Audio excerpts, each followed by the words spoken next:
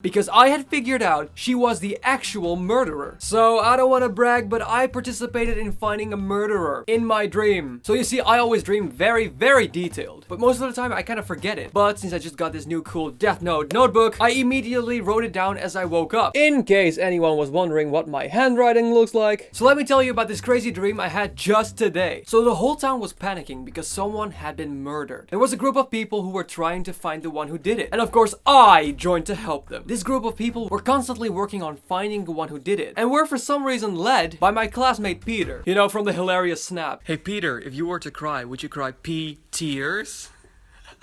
So we found out that the murderer had actually used the videos to communicate or whatever, and that there was someone who edited it for them. So we thought if we find the editor, we find the murderer. And there were 3 people who could possibly be the editor. This one man who barely came into the dream, this one very obese woman for some reason, who also wasn't very important to the story, and lastly, a 3rd person, a woman whom I hadn't seen yet. So what we had done, we had gathered a lot of information about this woman, and we put it all in this box, together with a sketch of what she exactly looks like. She basically looked like some sort of anime character in real life, since she had long blue hair and everything like that, and we put it all in that box. So somewhere in town there was this big rack where you could basically put all of your flyers or information or stuff like that for the other people around town to just browse and be like, oh, there's something going on and stuff. But it was like a very deep thing, so I could also put boxes in there. So as I came up there, I was like, I'm gonna put this box with the evidence in there, so if someone else sees her, they can warn us. So I put it in there, but like right the moment I came in there, I heard this woman's voice being like, oh, can I see that? And I saw her hands as she took it out. So as I'm like reading notes or something, I see from the corner of my eye, I see her browse through the box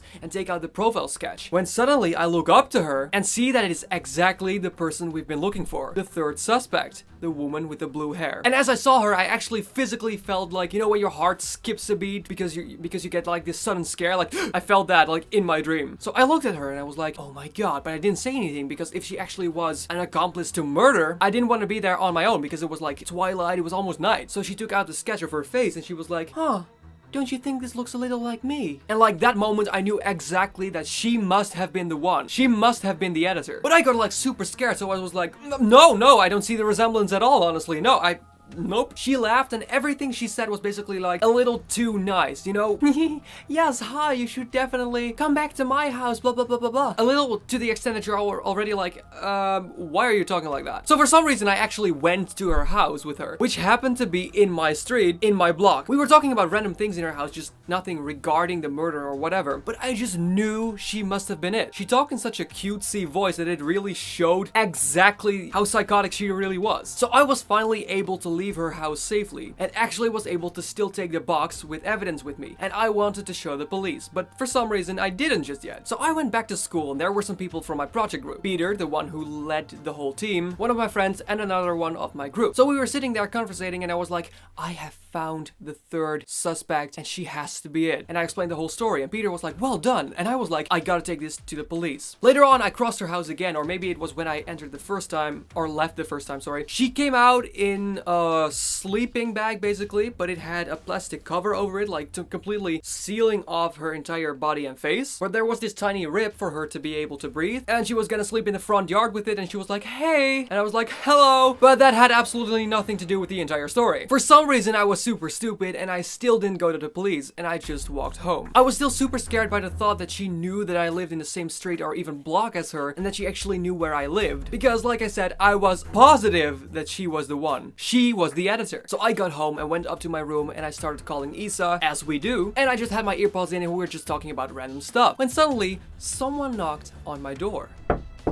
Somehow I immediately knew that the woman had gotten into my house, so I went up to the door and locked it with a little hook lock thingy I have on my door. The thing is, in my dream it was a little longer, so I could actually open up the door to a certain amount like they do in movies when they talk to people with like one of those chain thingies, and I opened up and it was in fact her. She was still super fake polite, but she had a hint of being super nervous in her voice. She asked me to unlock the door so she could come in, and I said no. She kept saying that she really had to come in, but I kept saying no until I suddenly said, I know it was you. And she she dropped the act. She pushed the door open, ripping the hook lock thingy from the door, and tackled me down. And as we were laying there on the ground, she also tried to kill me. I started yelling and fighting back, while in the meantime still calling Isa, who for some reason didn't react at all to the fact that I was yelling like I was being murdered, since I was. So I guess connection issues? Congratulations, Isa. You didn't help at all while I was getting murdered.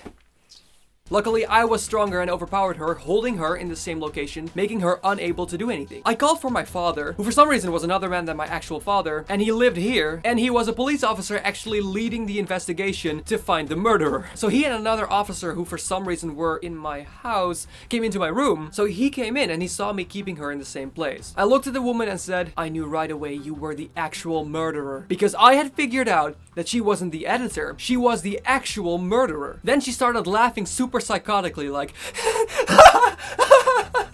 and with a lot of giddy she said, oh, that is such a sensual story, which I didn't get at all because, but I mean, she was crazy. So I flipped her over and she was like half over my lap with her face facing up so she could look at my father and my father back at her, since he was a police officer trying to find her, blah blah blah. My father, the officer, wanted to kill her and pulled a gun on her. I told him to watch out with the bullet because if the bullet went through her, it would actually go into my leg. Then he suddenly started laughing mockingly like ha ha ha ha ha, and proceeded to shoot himself in his left arm repeatedly, because the thing was, due to some mystical dark magic, his entire body had become hollow. So I could look through all the holes and his entire arm was hollow, and he showed like, I can't be harmed by bullets, so neither should you, which made no sense since I'm pretty sure I wasn't hollow. And then he wanted to shoot her again. I honestly don't know how the story would end, since the story suddenly changed a lot. You know how dreams sometimes do that. Suddenly the woman was giving a speech about how light was destined for great things, but I'm pretty sure she wasn't referring to me like my nickname here on YouTube, but to Light Yagami, the main character of the series Death Note, who coincidentally is also on my notebook. And as she was doing this, for some reason I was